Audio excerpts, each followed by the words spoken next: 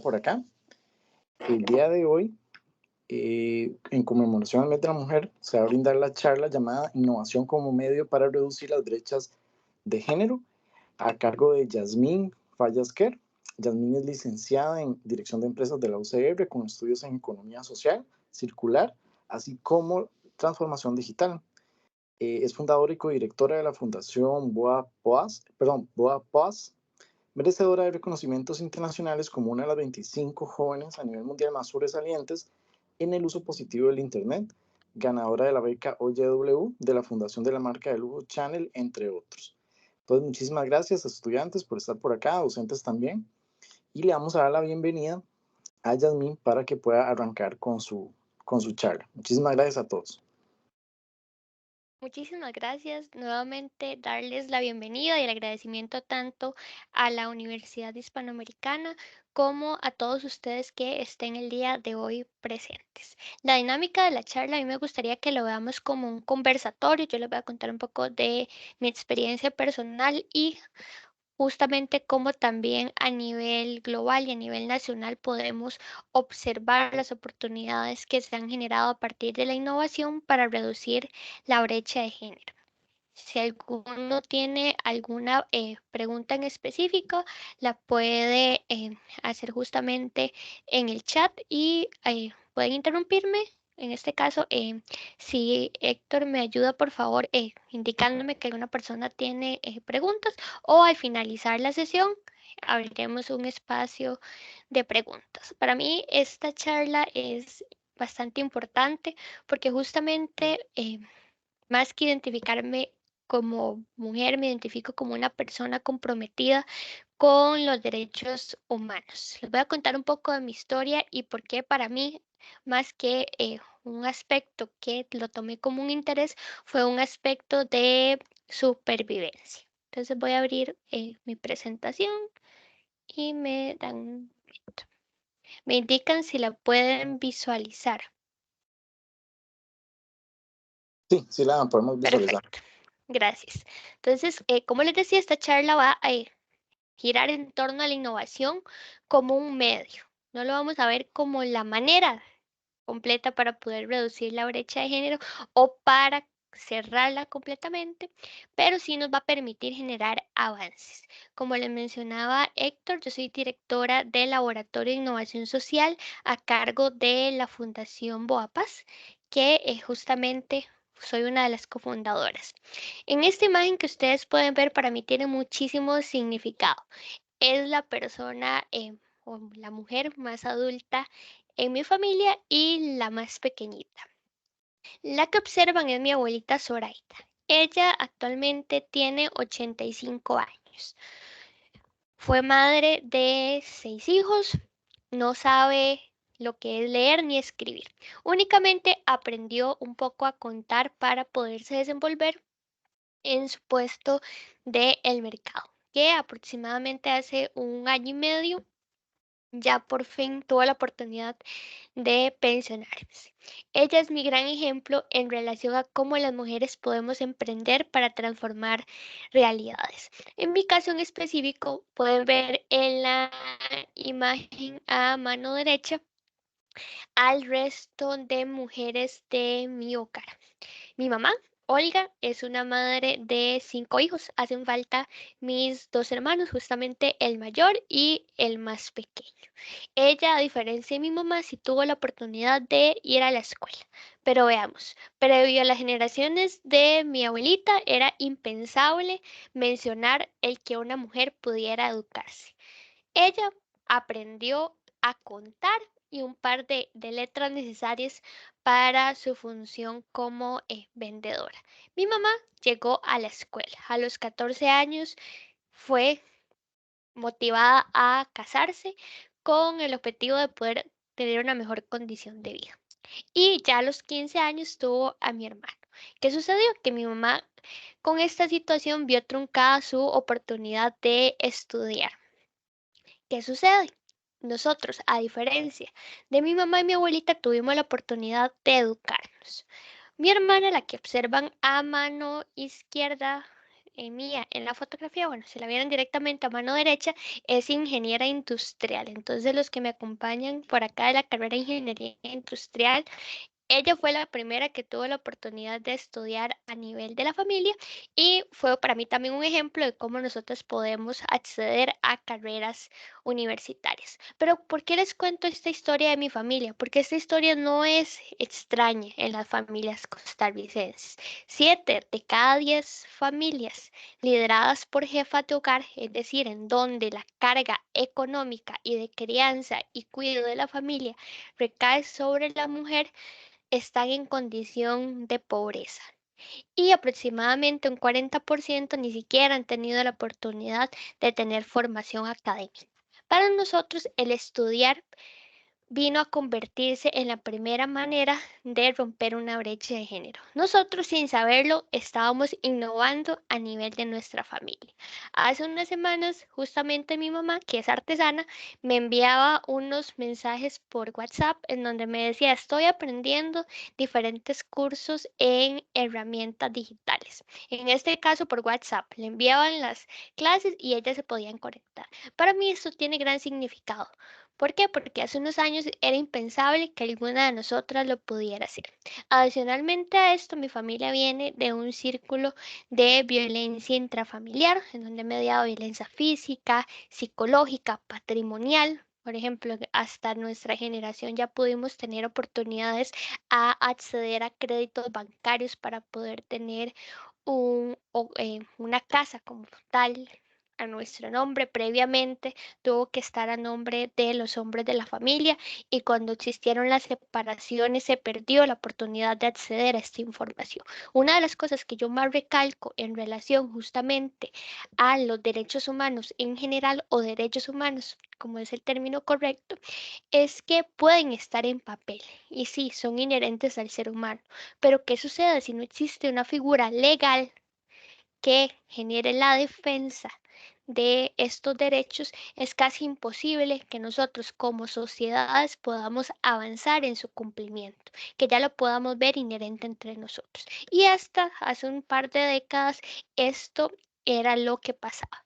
Yo a muy corta edad, por justamente estar envuelta en estos círculos de violencia, me inspiré de alguna forma porque tenía dos caminos: o convertirme en una parte de una estadística más, es decir, convertirme quizás en madre soltera, no terminar mis estudios, entre otras complicaciones, ¿verdad? Incluso yo soy de Desamparados, Calle Falla es uno de los lugares más violentos del país. Entonces, los números, por decirlo de esta manera, estaban en mi contra. Pero yo desde muy pequeña fui una persona que me considero resiliente y que ve en los problemas más bien una oportunidad para generar innovación y transformación. Entonces, desde muy pequeñita yo me inspiré y quería ayudar a otras jefas de hogar para que generaran mejores condiciones para sus familias.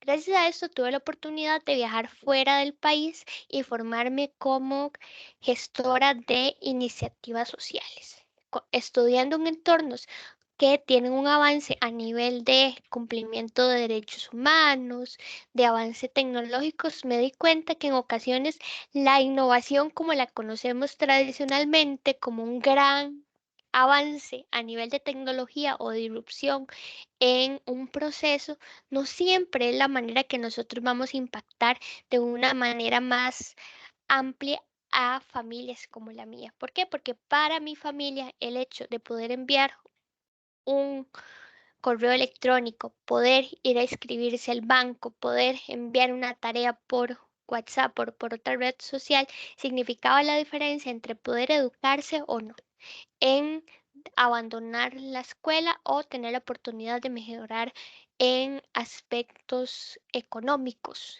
y aspectos sociales. Entonces, justamente por eso me inspiré para crear, junto con mi socio, que es una persona con discapacidad auditiva, esta fundación. Nosotros a través de la innovación, los derechos humanos y la libertad promovemos iniciativas de emprendimiento que tengan un amplio espectro de impacto en la sociedad. Trabajamos desde con individuos hasta poblaciones o agrupaciones más grandes con potencial de mejora de sus iniciativas como tales.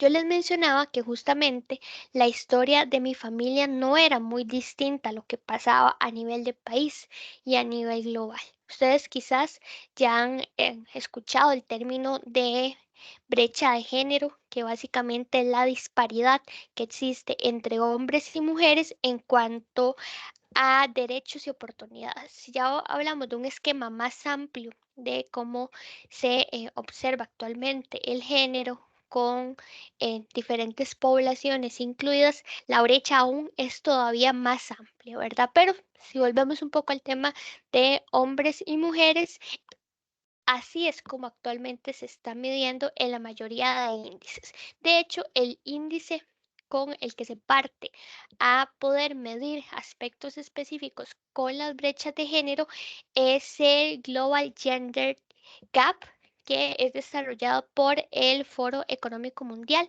Hacen estudios anualmente en aspectos específicos. Pero ¿cuáles son las áreas en las que, adicional a las que ya les he comentado, tenemos actualmente problemas, más se convierten en una oportunidad? Tenemos la poca alfabetización digital y acceso a la educación digital. Cuando nosotros nos referimos a alfabetización digital, hablamos de cómo las personas pueden utilizar las herramientas digitales, llámese internet, plataformas, por ejemplo, buscadores, entre otros, para poder mejorar sus condiciones de vida. ¿Qué sucede? Que existen dos tipos de brechas. Está la brecha de uso y de acceso. De acceso es cuando la persona no tiene la oportunidad de tener un equipo de calidad, no tiene, por ejemplo, acceso a internet o tiene o de todo no tiene un equipo, ya sea una computadora o un teléfono. Y cuando hablamos de uso es cuando la persona realmente desconoce cómo se puede utilizar. Cuando nosotros pensamos en el caso específico de Costa Rica, en pandemia justamente se visualizó cómo en Costa Rica éramos uno de los países que teníamos mayor cantidad de acceso a dispositivos móviles. ¿Qué sucede? Que este acceso a dispositivos móviles no se traduce como tal en una reducción de la brecha de uso. Entonces, para dar un ejemplo, una persona puede, hablemos por ejemplo de las mujeres que estamos a cargo, en muchos casos todavía, de la educación de los hijos en el hogar, vemos que puede acceder a redes sociales y hacer preguntas en específico sobre una tarea. Pero si pensamos o indagamos si esta misma persona puede o conoce cuáles herramientas, cuáles buscadores existen, cuáles son fuentes respaldadas, cómo puede, por ejemplo, recibir cursos en línea, el porcentaje de mujeres es bajo, muy, muy bajo. Actualmente las nuevas generaciones están teniendo mayor oportunidad, pero ¿qué pasa? Si todavía en nosotros, que es el punto que continúa, sigue recayendo los aspectos relativos al cuidado, y no solo de niños, sino de adultos mayores o de personas con discapacidad, y nosotras somos las que tenemos menor acceso a esta reducción de brecha de uso, nosotros a su vez no podemos ser un soporte para que estas generaciones, ya sea con las edades más avanzadas o los niños que están en sus etapas de desarrollo, puedan tener las capacidades para desarrollar nuevas características de movilidad social. Entonces, la brecha sigue creciendo. O sea, si nosotros no generamos un proyecto, no generamos políticas públicas orientadas a reducir estas brechas, justamente lo que vamos a hacer es que se amplíe. ¿Qué pasa también en relación a la alfabetización digital? Que a partir del 2021, que fue cuando explotó la pandemia, se aceleró la transformación digital a nivel de empresas. Entonces, si nosotras somos las que accedemos a fuentes de empleo con una menor remuneración y con puestos o con menos puestos de liderazgo tomados por mujeres, a su vez, al requerir mayor cantidad de habilidades digitales o competencias digitales, al ser nosotras que no las poseemos, los puestos a los que podemos nosotras aplicar vienen a ser inferiores. En algún momento quizás han escuchado que las mujeres usualmente tendemos a buscar carreras más de índole de ciencias sociales. Y parte de esto ha sido porque hemos tenido pocas oportunidades también para explorar cuáles aspectos relativos a las carreras STEM podemos aplicar y cómo podemos incluso llevarlas o traducirlas en ciencias sociales. Otro de, como les decía, de las grandes brechas que tenemos son estas labores de cuidado. ¿Y por qué lo vemos como relativo a las oportunidades de innovación? Porque la cantidad de tiempo que tienen las mujeres para acceder a fuentes de empleo remuneradas son menores y las oportunidades de desplazamiento también. Entonces, a través de la innovación y acceder a puestos, por ejemplo, de carácter digital, estas brechas se van reduciendo. La desigualdad salarial, esta es una de las más conocidas. En uno de los últimos estudios se determinó que llegaba actualmente a ser de un 20%. O sea, la diferencia entre un salario de un hombre y una mujer con las mismas competencias y puestos es de un 20%. Y esto a su vez lo hemos reflejado en las pensiones, en los beneficios. Incluso hace poco se lanzó un estudio en donde hacían mención que las mujeres, aparte de nuestras labores de trabajo, requerimos 7 horas más para el cuidado del hogar, para la educación que tenemos que llevar, porque incluso nos tenemos que formar más que los hombres. Costa Rica es uno de los países en donde las mujeres, perdón, a nivel de universidad tenemos más inclusión, o sea, nos graduamos más cantidad de mujeres. Pero ¿qué sucede? Esto no se traduce en la incorporación de las mujeres en el mercado laboral. Entonces, para el 2020, imaginémonos que eso es una cifra previa a pandemia, previa a que se cerraran puestos de trabajo, previo a que existiera la transformación acelerada digital. Existía una diferencia de, por ejemplo, un 47% de las mujeres con o en edades, con edad laboral, digamos, para poder incorporarse al mercado laboral y con las condiciones educativas versus al 74% de los hombres incorporados. Con lo que sucedió post pandemia, esto se aceleró.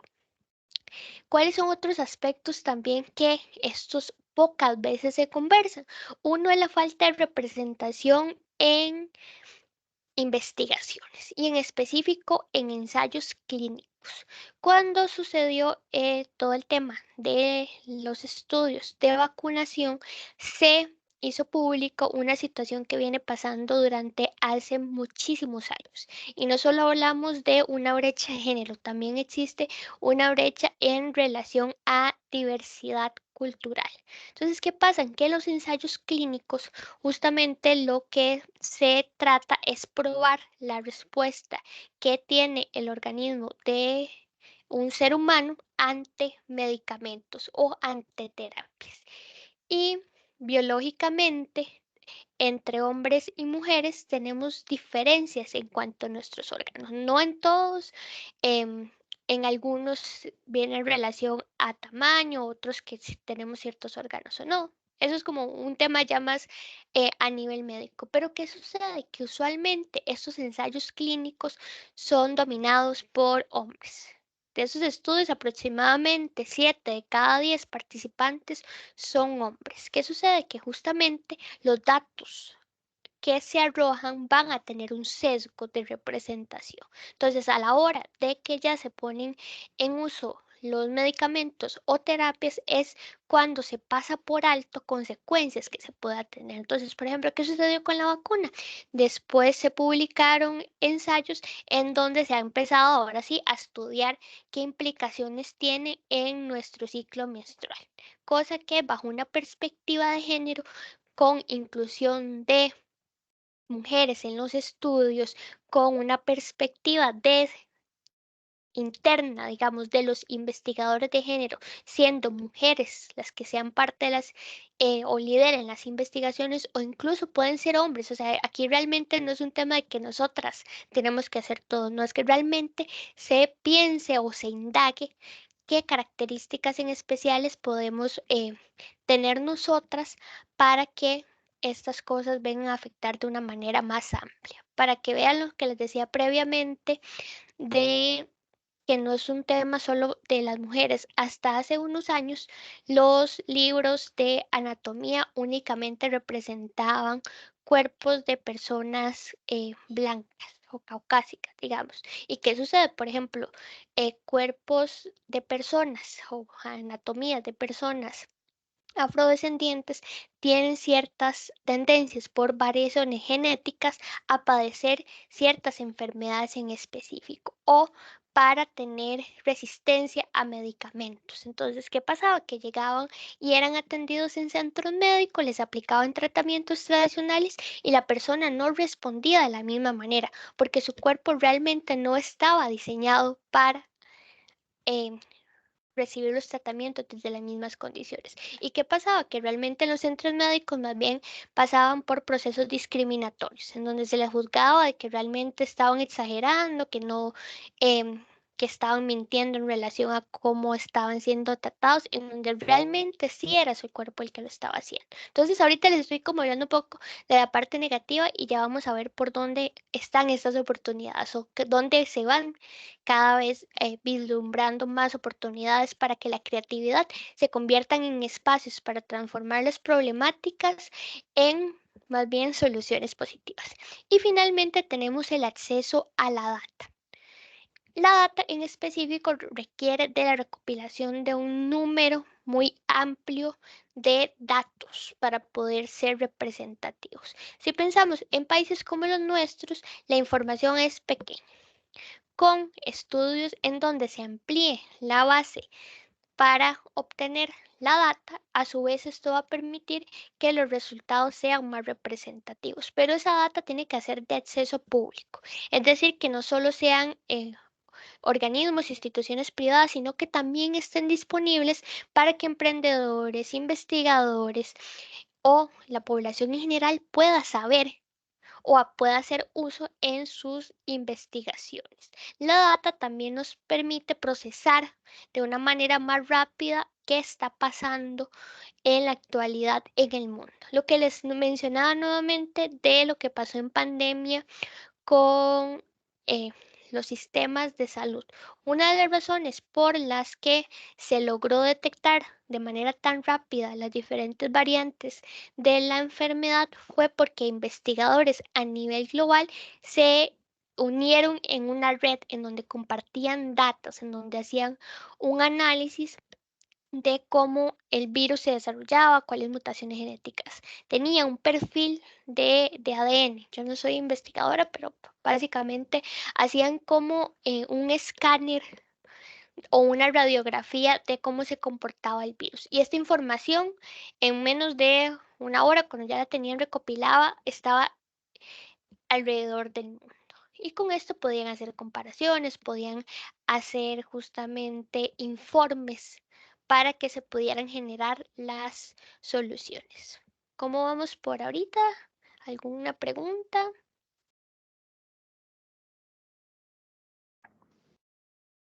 Ok, entonces continúo. Sí, parece que estamos bien. Ahorita no tenemos preguntas en el chat, pero como bien decía Yasmin al inicio, si van teniendo alguna consulta, lo ideal sería que las vayan colocando por medio del chat. Por el momento no tenemos consultas, Yasmin. Podemos continuar y cualquier cosa yo te aviso por acá también. Perfecto, muchísimas gracias.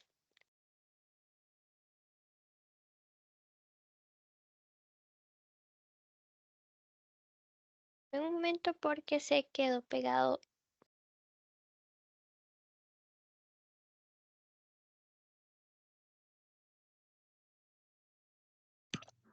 Lo que les decía justamente de la brecha de género es que se mide actualmente los esfuerzos están orientados en reducir esta disparidad que existe, pero se ha reflejado en cuántos años necesitamos para cerrar la brecha. Vean que curiosamente Latinoamérica y el Caribe es el área geográfica en donde se ha determinado que tenemos una menor cantidad de años para cerrar la brecha. Pero ustedes pueden decir, Jasmine, pero todavía nosotros estamos viendo mucha desigualdad entre nosotros, efectivamente. Pero ¿qué sucede? Nosotros somos como tal una región que ya tiene condiciones de desigualdad general. Entonces venimos básicamente a ser iguales, pero en condiciones de vulnerabilidad. Entonces somos la región que requerimos una cantidad menor de años para cerrar esta brecha, pero todavía lo tenemos presente. Pero vean lo que sucede en Asia del Este y Pacífico. Estamos hablando de aproximadamente 180 años para que ocurra este cierre de la brecha de género. Estamos hablando que para el 2202, o sea, ya nosotros ni siquiera creo que los huesos de nosotros van a estar si seguimos en este nivel, digamos, de cierre de brechas. En los últimos años, esta brecha se ha ido reduciendo. Entonces, en general, si lo vemos como un promedio, actualmente, o sea, si pensamos que en el 100% es la equidad completa, estamos llegando a un 68.5 de equidad. O sea, todavía tenemos como un 35 por ahí por ciento de inequidad. Pero si lo vemos en promedio, ¿verdad? En países como les decía, del Asia del Este y Pacífico, ellos realmente tienen condiciones extremas en cuanto a esta desigualdad. Y esto es porque lo que yo les decía principalmente de que los derechos humanos son inertes a que la persona nazca como tal. Pero si las condiciones sociales y legales de países como los de estas áreas geográficas realmente ni siquiera tienen una estructura de defensa, va a ser poco probable que realmente puedan existir mecanismos para que se pueda reducir esta brecha. Todo lo anterior lo podemos ver como todavía retos. Justamente estos retos, como yo les decía, fue parte de lo que me enfrenté en algún momento de mi vida. Pero la innovación parte de ver condiciones sociales para buscar una transformación, ya sea con avances pequeños o mediante ideas más disruptivas. La imagen que ustedes pueden ver en sus computadoras o en sus dispositivos móviles en general fue una prototipación, que es cuando usted plasma mediante alguna herramienta una idea que tiene. Eso que ustedes están observando fue desarrollado en la zona azul de Costa Rica. Para los que no han tenido la oportunidad de conocer el término, Costa Rica tiene una de las 7 zonas geográficas a nivel del mundo en donde la expectativa de vida de las personas es superior. Ronda aproximadamente los 105, 110 años aproximadamente. ¿Qué sucede? Que justamente en esta zona, dentro de las condiciones que han llevado para que se puedan tener una buena calidad de vida, está aspectos gastronómicos, aspectos de convivencia social y eh, como tal condiciones bueno, no deporte, sino como realizan actividad física. ¿Qué sucede? Que justamente en estas áreas muchos de estas iniciativas o roles son liderados por mujeres. Entonces, efectivamente son no sociedades, pero sino como tal comunidades en donde todavía el respeto hacia la mujer se ha visto vulnerado por un rol de hombre más dominante, pero como tal las iniciativas son llevadas por las mujeres.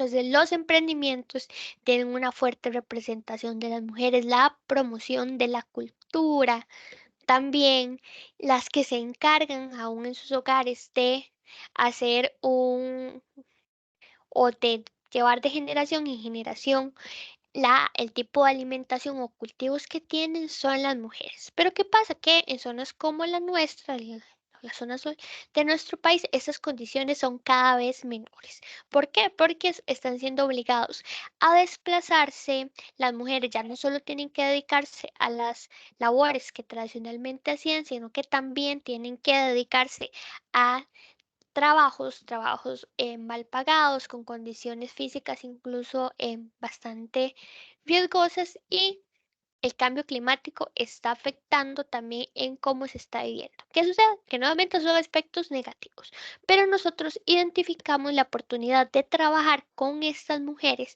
para que ellas mismas diseñen en qué comunidad quieren vivir, cómo quieren ir pasando de generación en generación aspectos culturales positivos, pero también reimaginándose cómo sociedad quieren convivir. ¿Qué aspectos positivos en relación a la convivencia podemos destacar? ¿Y en cuáles otros justamente necesitamos una mejoría? Incluso una de las primeras sociedades, pero eso fue pues hace miles de años, que empezó a desarrollar innovaciones principalmente en áreas artísticas y de utensilios, fue una sociedad que era matriarcal, es decir, en donde el rol de la mujer era principal, pero que lo bonito y digamos destacable de esta cultura, que esta cultura no incrementaba una brecha o una diferenciación entre géneros, sino más bien, aunque sí, eran liderados por mujeres, las soluciones que se daban eran para el bien común y también se adaptaban a las necesidades en específico que teníamos. Y ese es uno de los aspectos en los que todavía tenemos que mejorar. O sea, no podemos hacer una reducción de la brecha si lo que queremos es igualdad. ¿Por qué? Porque todavía las condiciones y como tal ser mujer inherentemente tiene condiciones distintas y por ende lo que tenemos que buscar es una equidad y todavía generar oportunidades para que se vaya equiparando áreas en las que todavía nosotros decimos que todavía no somos iguales, todavía requerimos un empujoncito para que ahora sí las condiciones estén igual, lo que les mencionaba de accesos educativos. Por eso en muchas instituciones ahora se promulgan muchas becas para las carreras de STEM, específicamente para mujeres, no porque seamos menos capaces, sino todo lo contrario, tenemos características que nos hacen que podamos resaltar en estas carreras, sino porque cuando entramos a buscar o cuando entramos en las carreras nos enfrentamos al machismo, nos enfrentamos a la hora de buscar oportunidades de empleo, a que vayamos a ser rechazadas, a que todavía se nos esté pagando menos horas, a lo que les mencionaba de tener que dividirnos entre estudiar, trabajar y velar por nuestros hogares. Si lo vemos específicamente reflejado en la ciencia, un 50% de las personas graduadas de las carreras STEM son mujeres. Esto viene a ser un aspecto positivo porque hace un par de años apenas era un 38%. Entonces ya estamos logrando de alguna manera que exista una equiparación de condiciones, digamos, para poder estudiar estas carreras.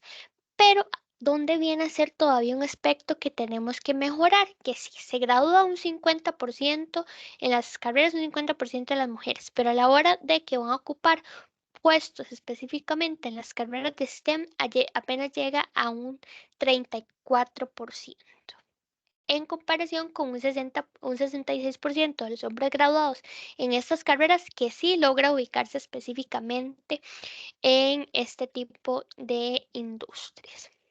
Donde vemos otro aspecto positivo, que actualmente el 62% de las mujeres que se gradúan de carreras STEM están en un rango de edad inferior a los 35 años. Ustedes van a decir, es que usualmente las personas estudien esas edades. No, realmente sí se ha generalizado que entre más joven es la persona o esté en el sistema universitario de estudios superiores, es mayor la probabilidad de que esta persona pueda acceder a una carrera STEM. Y esto ha sido parte de lo que nosotros hemos generado en el ecosistema, al cada vez promover más la participación de las mujeres, en generar espacios libres de discriminación, en espacios como estos, en donde traemos el tema a discusión. ¿Por qué? Porque antes de poder generar soluciones, primero tenemos que sensibilizar. Es muy distinto que yo llegue a una comunidad que está expuesta a condiciones de vulnerabilidad a decir, cambiemos una situación que yo desde afuera veo negativa a que ellos mismos sean los que identifiquen que está pasando alguna situación y que generen las condiciones que para ellos sean los adecuados. Así que tienes que crear un punto. Perdón, creo que alguien...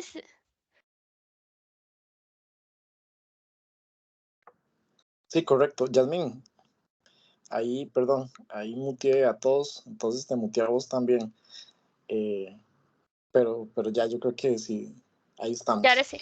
Pero... Sí, por ahí Yasmín, aprovechando, ahí está haciendo una consulta Daniel Bermúdez sobre la zona azul, que dónde está ubicada. Eso está en Nicoya, ¿verdad? Tengo entendido que no. Que está en Nicoya. Y también pregunta cuál es la media o el promedio de la de edad de vida o expectativa de vida de una persona que se encuentra en esta zona azul. Okay. En Costa Rica está en la parte de 3 cantones, que serían Ojancha, Nicoya y Nandayure. Esas son las 3 provincias y la expectativa de vida para ellos anda en aproximadamente 103 años. Todavía se sigue manteniendo y las mujeres son las que tienen el rango, digamos, de expectativa superior. Esto entre hombres y mujeres, la expectativa a nivel global sigue siendo mayor de las mujeres. Es un aspecto que todavía han tratado de indagar porque usualmente vivimos más nosotras, pero también se cumple en la zona azul. Ellos a nivel de, si lo vemos geográficamente en el país, están ubicados en la zona chorotega. De hecho, en esta zona nosotros estamos trabajando con el Laboratorio de Innovación Social, no únicamente con estas mujeres, sino con un clúster que es una iniciativa que agrupa a sector privado, gobiernos, sociedad civil, que son agrupaciones de personas, por ejemplo, también el sistema educativo, ya sea con centros públicos o con entes internacionales y también con fuentes de financiamiento, porque la intención es generar a través del turismo, porque esta zona es una zona que todavía tiene mucho potencial de crecimiento en turismo, las justamente bases para que se puedan desarrollar zonas en donde se pueda atraer empleo, pero de otra clase, no únicamente turística, sino por ejemplo la oportunidad de desarrollar, por decirlo de esta manera, zonas francas que estén más orientadas a aspectos tecnológicos. Incluso estamos generando una propuesta en donde nómadas digitales de otros países puedan venir en épocas no turísticas como tal a residir temporalmente en estos espacios para que ellos puedan a su vez formar a la población de la zona en carreras no tradicionales, pero muy orientadas a carreras de STEM. Porque cuando nosotros desarrollamos un ecosistema para la innovación, tenemos que partir de ciertas características. Tenemos que iniciar con cambios sociales para que la población justamente sea más propensa a participar en las diferentes iniciativas. Luego se deben generar condiciones educativas para que ya en un lapso de aproximadamente entre 5 a 10 años la mano de obra calificada pueda estar en la zona, no tengan que emigrar de otras áreas del país para que justamente sean las personas con capacidad de ocupar estos puestos, que muchas veces a nivel nacional esto es un problema. O sea, creamos una zona franca o creamos una industria, un área en específico, pero tienen que emigrar las personas con las competencias educativas para ocupar estos puestos. Y por ejemplo, en esta zona del país hay un alto grado de desempleo. Entonces, las personas, los usuarios que más bien migren a la GAM para poderse emplear. Aquí la intención es generar esa base educativa y la siguiente etapa ahora sí es atraer a inversionistas ángeles que van a dar capital de riesgo para lo que son las startups y emprendimientos. Se debe generar una base de emprendimientos orientados a la subsistencia. Entonces, ok, ya se van personas a vivir en la zona, aparte de los que ya habitan en estos espacios, vienen empresas con su infraestructura, pero ¿quién atiende esta población? O sea, hay que generar vivienda, hay que generar espacios en recreativos, centros de salud. Para darles un ejemplo con Ojancha, para poder ir a Ojancha únicamente hay un bus que sale a las 2 de la tarde. Entonces, si una persona quisiera irse a trabajar, difícilmente lo va a poder hacer. Los lugares de mayor cercanía para fuentes de empleo están en Nicoya, y la distancia, digamos, en transporte público es de aproximadamente 1 hora, hora y media en bus, con un servicio bastante como impuntual, o en este caso con poca frecuencia para hacer. Entonces, ¿por qué les cuento estas cosas? Porque a nivel de condiciones se tienen que mejorar previo a que ya nosotros podamos generar ese ecosistema. Entonces es un proyecto a largo plazo, pero es una de las maneras en las que nosotros vamos interviniendo en condiciones que existen. Lo que les mencionaba está muy orientado a brechas de género, pero por ejemplo en esta zona existe todavía población, una fuerte representación de población indígena, pero por problemas de discriminación, mucho de su bagaje cultural, de sus conocimientos ancestrales, se han ido perdiendo. Y en lugar de que las políticas públicas y las iniciativas sociales estén orientadas a reconstruir lo que llamamos tejido social, lo que han hecho es más bien hacer más grande la desigualdad que existe entre ambas poblaciones. O sea, no han buscado un punto de encuentro y una sensibilización en los temas. Por eso les digo yo que llegar a una comunidad e imponer una solución, sí, sin investigar, o que sin ellos mismos generen las propuestas, realmente lo que estamos generando es un efecto opuesto. Entonces espero haber como aclarado la duda. A nivel de innovación también tenemos algunos ejemplos. Acá justamente les enseño el primer bot conversacional, que lo hicieron aproximadamente en 1980, se llamaba Elisa. ¿Qué es lo curioso de este caso? Que Elisa era, o se referían a una mujer.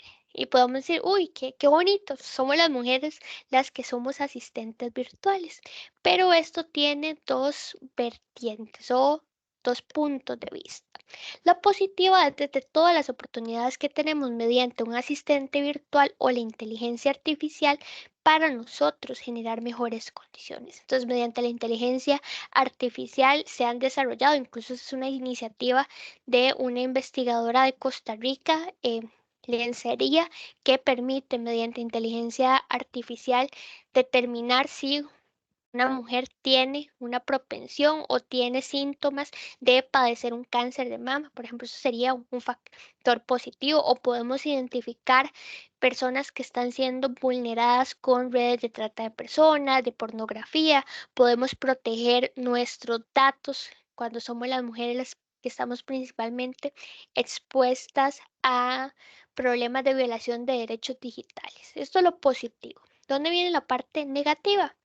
Es algo que nosotros a veces interiorizamos y lo trasladamos a aspectos tecnológicos. Como les decía, Elisa, igual que Siri, igual que Alexa, son mujeres. ¿Cuáles son la función de un asistente? Justamente facilitar las condiciones de la vida. Entonces, ¿por qué le hicieron mujer? Porque en teoría las mujeres somos serviciales, estamos justamente anuentes a colaborar a las personas, a generar soluciones. Muy bonito, ¿verdad? Hasta ese punto pueden decir, mira, no están tan alejados de la realidad, pero ¿qué tanto estamos interiorizando que más que nosotras, promotoras de soluciones para mejorar la sociedad en general, venimos a estar al servicio de los que están innovando? Si nosotros pensamos ahorita, ustedes visualizan el mapa mundi o un globo terráqueo de todos los continentes, así los desarrolladores de tecnología fueran todos estos continentes, las empresas que están lideradas o cuyas máximas representantes son mujeres son únicamente del espacio, o sea, del tamaño de Europa. Es un porcentaje chiquitito, pequeñito, pequeñito. Y no siempre porque no tengamos la capacidad o porque no estemos en esos puestos, sino porque se nos invisibiliza o se nos segrega a puestos en donde no podamos desarrollar nuestro liderazgo. ¿Por qué? Porque si una mujer es fuerte con sus decisiones, si es clara con lo que desea, si tiende a liderar un grupo, que se considera que es una mujer mandona. Pero si un hombre tiene las mismas competencias, dicen, mira, es una persona líder, es un innovador, ¿verdad? Y son cosas que actualmente estamos cambiando como sociedad. ¿Por qué? Porque esos son constructos sociales. No es que un hombre y una mujer inherentemente ya tengamos estas diferencias, son constructos sociales que hemos ido imponiendo. Pero con la tecnología más bien las podemos reducir. Volviendo al tema del asistente virtual, ¿qué pasa? Si en algún momento ustedes han tenido la oportunidad de utilizar un asistente virtual, ellos funcionan detectando la voz de la persona. Entonces una vez se le dice, Alexa, ábrame YouTube y póngame una canción. Se lo dice a la primera, una segunda, y uno va alzando la voz, ¿verdad? Y le va gritando. ¿Ustedes qué creen que estamos normalizando? Que vemos como muy sencillo. Gritarle a una asistente, pero muchas veces no interiorizamos que le estamos gritando o estamos normalizando hacérselo hacia, aunque sí, es una herramienta digital, a una herramienta que es representada por mujeres. ¿Cómo han justamente modificado a través de la tecnología y la innovación aspectos referentes a los asistentes? Ahora ya hay muchos asistentes en los que usted puede decidir qué tipo de voz utilizar. Si incluso ustedes lo quieren ver bajo una voz no binaria o como lo deseen, digamos, ya lo pueden utilizar. Se ha justamente visibilizado cosas que pasábamos por alto y que estábamos normalizando hacerlo.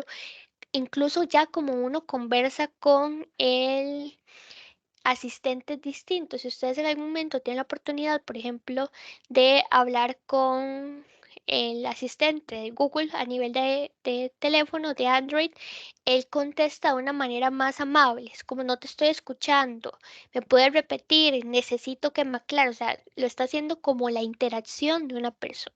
¿Por qué? Porque la inteligencia artificial se alimenta de comportamientos o por promediar, digamos, comportamientos humanos. Entonces empezamos a alimentarlas más bien de condiciones positivas. Volviendo al tema de donde vemos oportunidades, lo que les decía de la inteligencia artificial. Ya existen países con un alto nivel de alfabetización digital o de acceso a, por ejemplo, Internet, aplicaciones en donde a nivel de, digamos, seguridad en las calles ya existen dispositivos que pueden determinar si una persona está en peligro. Imagínense nosotros ir caminando en San José, estar expuestos a un acoso callejero que pasa con bastante o incluso a temas de agresión por un asalto, entre otros, que ya una cámara pueda detectar si por el comportamiento de una persona podría estar en riesgo. No es que de una vez ya va a enviar a la policía, no, pero puede ir justamente determinando qué se podría hacer. Y aquí viene un aspecto crítico y un aspecto en donde justamente el género es muy importante y es la legislación vigente en relación a estos o este tipo de tecnología. ¿Por qué? Porque también deben respetar nuestros derechos de privacidad, que va muy ligado al tema de la inclusión en el desarrollo de políticas públicas. Yo les decía que las mujeres y ciertos grupos vulnerables somos los que estamos más expuestos a que se nos violenten nuestros derechos digitales. Entonces, estamos más expuestas a que una pareja aplique violencia a nivel de la relación exponiendo fotografías nuestras, a que se nos roben algún tipo de fotografía y creen perfiles falsos y a nivel de mujeres no lo normalizan. O sea, nos pasa más a nosotros, entonces como que lo deberíamos decir de manera, o sea, es una manera incorrecta de decirlo, pero ¿qué pasa?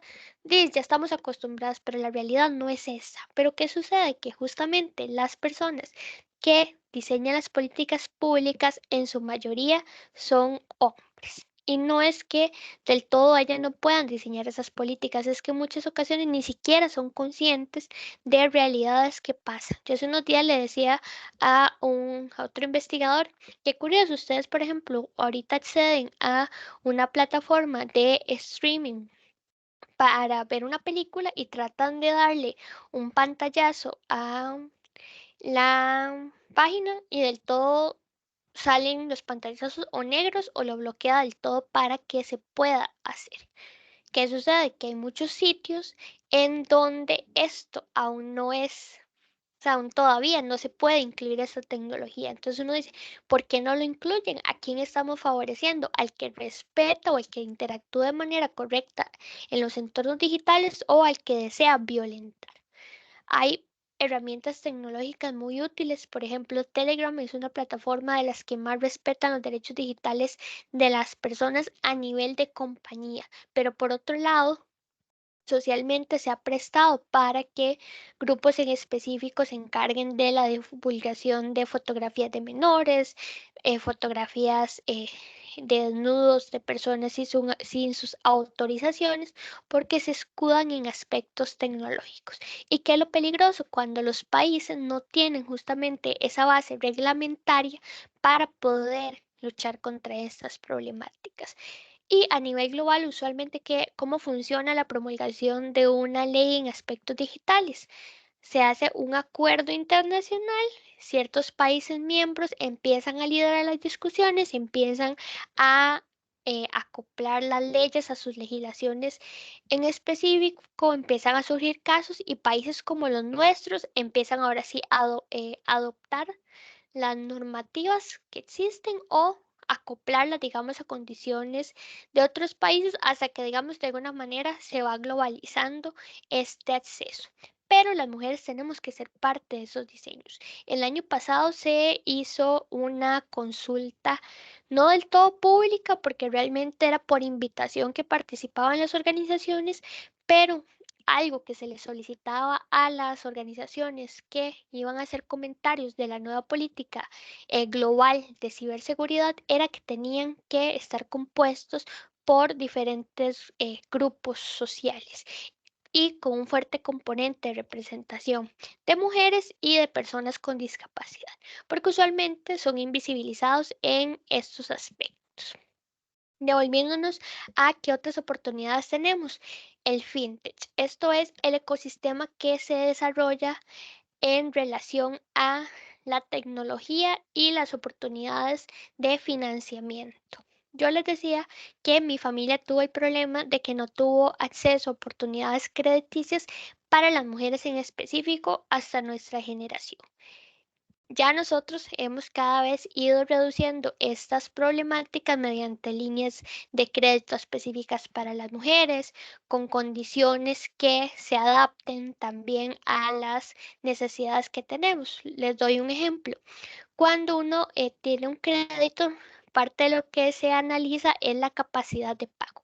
Pero si usted como mujer, aparte de su persona, tiene a cargo niños, tiene a cargo personas a quien cuidar en caso de tener que salir, digamos, de la fuerza laboral, nosotras estamos más propensas a tener una reducción de nuestra capacidad de pago.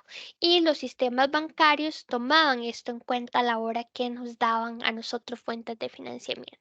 Entonces, ¿qué sucede? Ahora mediante la tecnología se ha ido reduciendo esto. Lo que sucede con el Simpe Móvil, cada vez son más las mujeres emprendedoras o las mujeres incluso todavía no son emprendedoras, pero sí se encargan de labores del hogar que pueden tener acceso a una cuenta bancaria, que ya pueden hacer transacciones con su teléfono.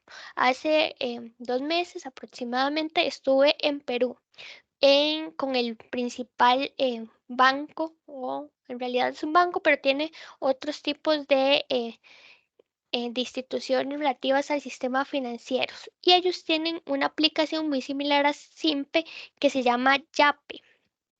Pero una de las cosas diferentes es que, por ejemplo, este YAPE funciona sin la necesidad de tener una cuenta de banco, sino que básicamente este YAPE se convierte como el banco, el intermediador. Entonces puedes pagar desde el taxi que utiliza hasta la emprendedora, el verdulero. Pero ¿dónde fue lo innovador para ellos? Que Perú era uno de los países que tenía una tasa superior de personas que no estaban bancarizadas. Y parte de la problemática que llevaba a que no estuvieran bancarizadas era que eran poblaciones indígenas o poblaciones caracterizadas por mujeres que eran analfabetas. Entonces, a través del desarrollo de esta tecnología, cada vez las oportunidades de crecimiento económico han sido superiores para las personas.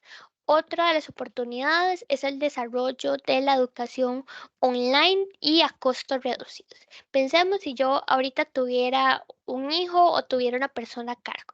Yo al poder estar dando esta charla sin la necesidad de salir de mi casa, me permitiría a su vez poder ir desarrollando, digamos, estas otras labores de cuidado. ¿Qué sucede? Que cada vez como sociedad estamos avanzando más a que nos caiga en una persona en específico o en un género en específico estos roles.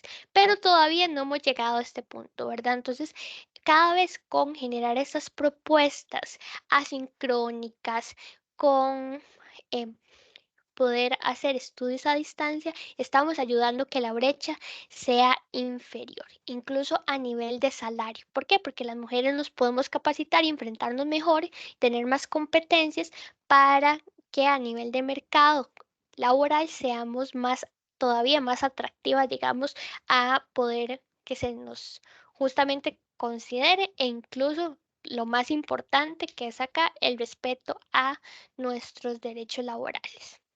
Otro de los puntos es el acceso a data global, que era el ejemplo que les daba, pero ¿por qué viene a ser importante? Porque ya esto no va a recaer únicamente en gobiernos, sino pueden ser sociedades civiles que en específico hagan estudios en sus comunidades y alimenten bases de datos globales. Entonces, pensemos en esta comunidad de Ojancha, que quizás en muchas ocasiones no es tomada para investigaciones de impacto global por la dificultad de acceder, pero si alguna organización específica de la zona alimenta estas bases de datos, ya los estamos representando, ya estamos representando a este grupo en específico.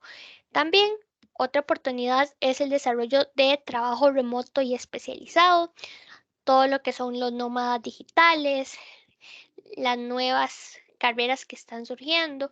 ¿Cuáles han sido otro de los aspectos o criterios que se han tomado en cuenta en torno a la transformación digitales? Que los puestos que en su mayoría están en riesgo son puestos administrativos o puestos que muy fácil se pueden automatizar. ¿Y cuáles son los que es más difícil que podamos utilizar inteligencia artificial o tecnología? Aquellos que requieran de análisis cuantitativo, análisis de poder todavía generar discreción en cuanto a investigación o criterio. Y es acá donde las mujeres tenemos que formarnos y acceder justamente a herramientas tecnológicas que nos permitan estar a la vanguardia.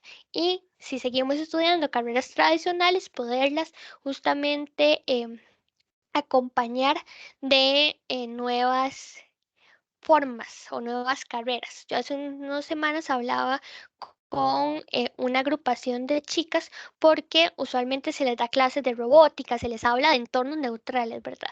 Pero parte de esas chicas nos decían, es que yo no me siento representada porque a mí me encanta el maquillaje, me encanta la moda. Entonces yo creo que lo único que puedo trabajar es en ser diseñadora de modas o únicamente puedo estudiar para ser esteticista, ¿verdad? Entonces yo les he mencionado de las oportunidades que existen, o sea, la ingeniería química abre muchísimas puertas para hacer desarrollo de productos y desarrollo de productos en donde la visión de género es sumamente importante.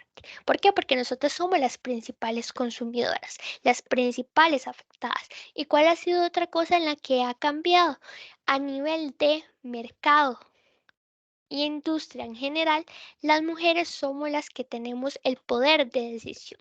Somos las que al final decimos, o en su mayoría, decimos una compra se hace o no se hace. Entonces, si nosotros tenemos esta decisión y cada vez nos focalizamos en empresas que hacen desarrollos con una visión de género y que también tienen propuestas integrales, no únicamente de responsabilidad social, sino en donde toda su cadena de valor tenga un respeto por los derechos humanos y esté orientado más bien a la transformación social, nosotras justamente estamos obligando de alguna manera a la sociedad a que estos avances se den de manera más rápida.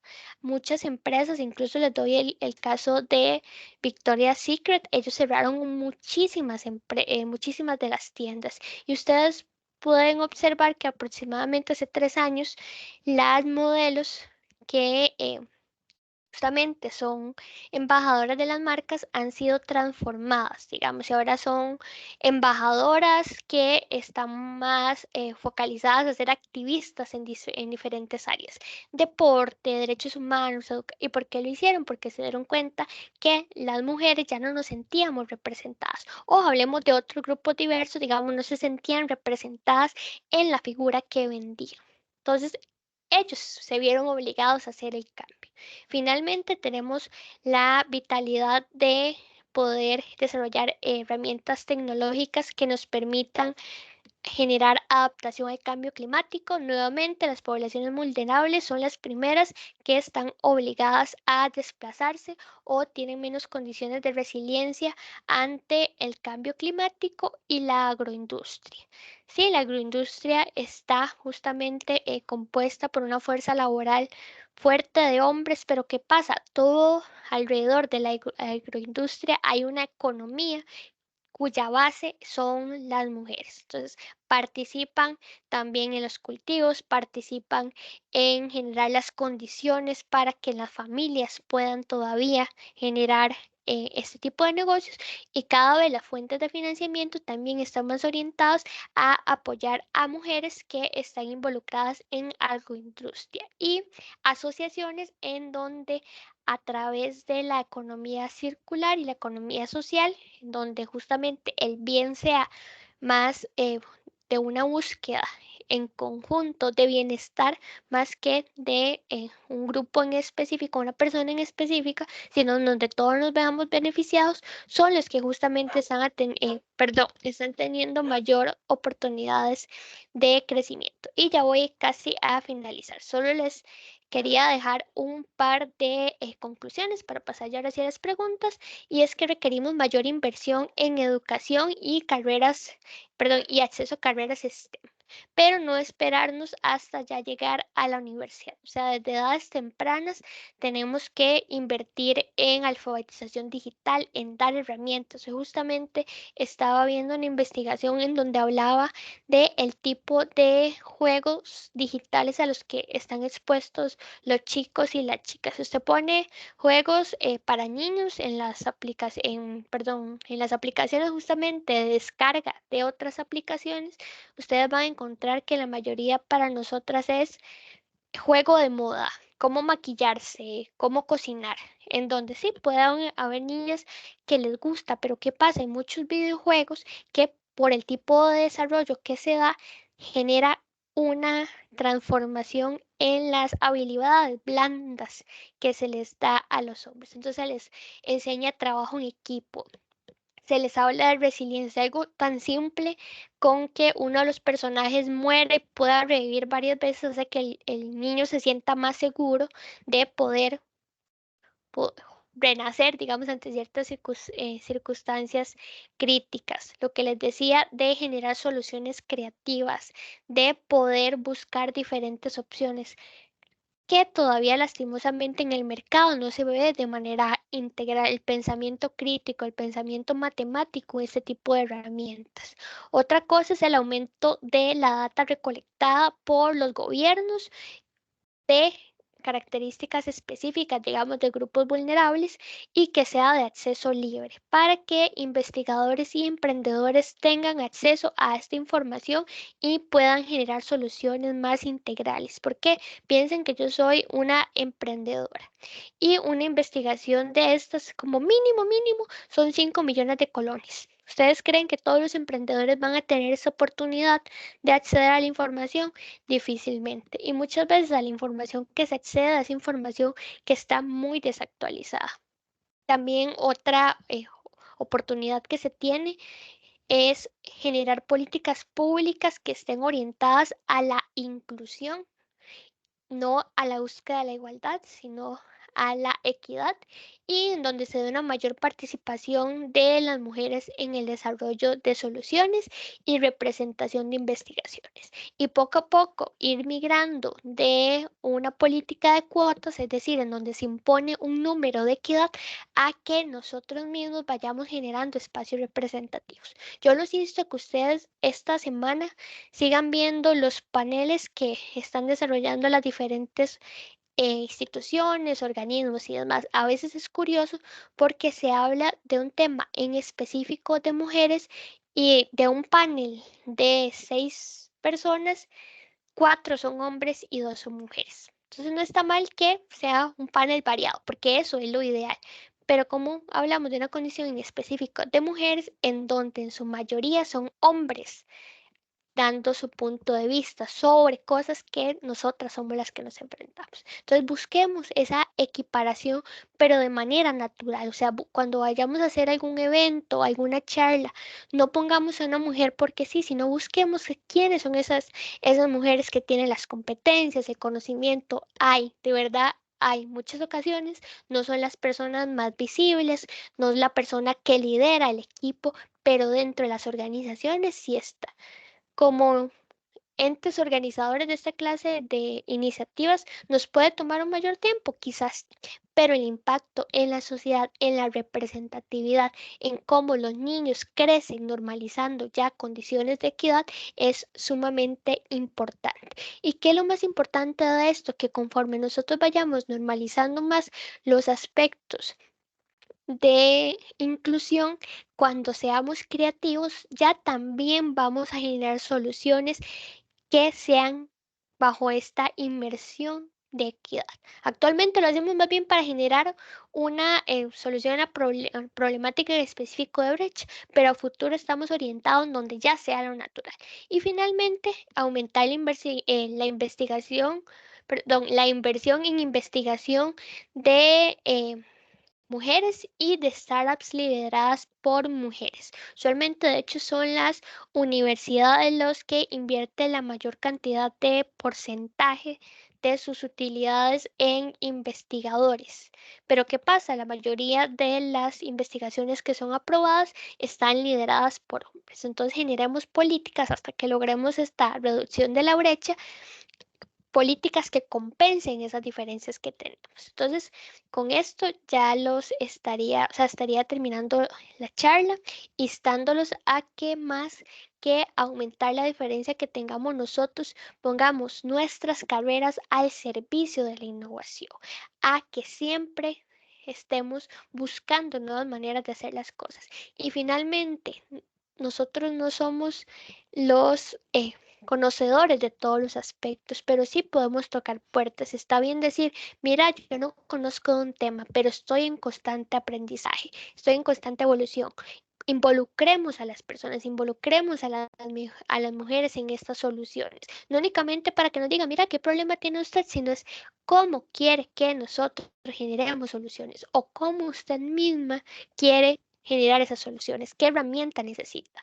Muchas veces desde nuestras carreras, con ponernos un poco más creativos, logramos estos cambios. Muchísimas gracias y le repito, mi nombre es Yasmín Fallas, soy la fundadora y codirectora de Fundación Boapaz. Nos pueden encontrar en redes sociales y usualmente estamos publicando oportunidades de formación, oportunidades para eventos relativos a emprendimiento y a tecnología. Entonces, muchísimas gracias.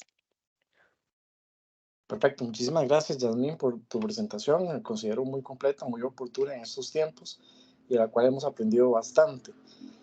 Para iniciar con la sección de preguntas, bueno, o previo a iniciar la sección de preguntas, nada más recordarles el link de la evaluación de la charla, que para nosotros es muy valioso para seguir aportando más temas y, bueno, que este sea un espacio que siempre se mantenga bastante vigente, relevante para todos nosotros. Tenemos una pregunta de Gabriel Villalobos, que dice lo siguiente: según estos estudios de brecha de género, ¿en cuáles empresas a nivel nacional se ha identificado que bajo la misma experiencia, los mismos títulos, las mismas horas trabajadas y el mismo puesto se le paga menos a una mujer por el hecho de ser mujer? ¿Existen denuncias sobre estos casos? Muchísimas gracias por la pregunta. Efectivamente existen denuncias. Lo que sucede es que pocas veces salen a nivel público, ¿verdad? Si no son aspectos que todavía se siguen manejando a nivel interno. El INAMU es el que usualmente hace la publicación de estos estudios, pero al ser instituciones privadas, por donde más bien nosotros podemos poner el ojo, digamos, a nivel de índices. Por ejemplo, existe uno que es el Great Place to Work, que es justamente los mismos trabajadores en donde hacen las calificaciones de las condiciones laborales que tienen. ¿Y cuál es lo importante en estos casos? Que son entes externos los que hacen las evaluaciones. Y parte de lo que han hecho las empresas para reducir, digamos, estas brechas que existían o que existen todavía es mediante la no solo visibilización, sino se han dado cuenta que al mantener condiciones de equidad, los trabajadores son o generan mayores condiciones de productividad, generan mayor lealtad hacia las empresas, digamos, el tiempo que invierten las empresas en formar a sus colaboradores se ve retribuido, digamos, en la fidelidad que tienen a estos y el talento que atraen cada vez es mejor. Yo incluso soy profesora de gestión del talento y uno de los aspectos que nosotros destacamos muchas veces con los justamente estudiantes de gestión de talento, que este tipo de políticas no se tienen que implementar porque nos obliga, sino porque realmente tenemos a nivel de empresa un beneficio con al lograr estos cambios. O sea, si nosotros generamos las condiciones en donde el trabajador se sienta valorado, en este caso las mujeres también se sientan valoradas, el rendimiento que va a dar la retribución de la persona va a ser superior. Así quedó como explicado. Perfecto, Perdón, muchísimas gracias. y un último aspecto, parte de cómo se puede detectar estos casos es por planilla. Recuerden que nosotros tenemos un sistema de cargas sociales en donde tenemos que reportar cuáles son los puestos que tienen las personas, digamos, si tiene un grado académico de competencias y si tenemos pues, salarios equivalentes. Entonces, usualmente no es que dice esta persona en específico, sino lo que hacen es un estudio generalizado de los salarios. Ok, muy bien. Muchísimas gracias, Yasmín. Creo que con eso está bastante completa la respuesta para Gabriel, que hacía la consulta. Y bueno, vamos a ver. Creo que por acá no tengo más consultas. Y bueno, igual este es un espacio para que ustedes puedan hacer comentarios, puedan hacer algún tipo de participación. Instarlos de nuevo a hacer la evaluación de la charla para que tengamos ese siempre input para todas ellas, para mantener los temas. Ahí pueden anotar que otros temas también les parecen relevantes y bueno, también pues nos ayuda a seguir mejorando. Bueno, yo creo que entonces lo vamos a dar por acá. Yasmin, te agradezco muchísimo la participación. Espero que no sea la última vez que nos estés acompañando, nos estés apoyando. Yo sé que es una charla que ha agregado mucho valor a todos nuestros estudiantes y docentes. Y de nuevo agradecerte muchísimo por esta presentación. Entonces, vamos a cerrar en este momento la charla. Agradecerles de nuevo a todos. Que tengan muy buena noche y nos vemos en una próxima charla. Muchísimas gracias a todos. Que tengan buena noche. Muchas Muchísimas gracias. gracias, hasta luego. Gracias.